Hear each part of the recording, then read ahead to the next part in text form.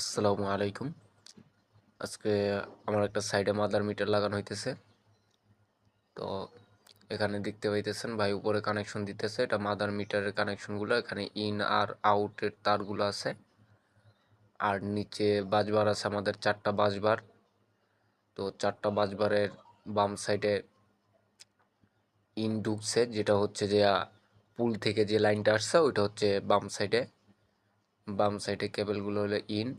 আর এখানে ডান সাইডে যে কেবলগুলো লাগানো আছে কেবল লাক্স দিয়ে, তো এটা হচ্ছে যে আউট। আমার এই আউটলাইনটা যাবে এমডিবিতে যে ওইখানে আরও 4টা বাসবার আছে। ওই 4টা বাসবারে এই 4টা তার কানেকশন হবে।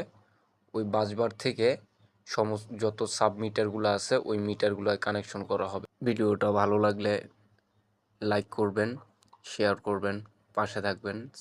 ধন্যবাদ।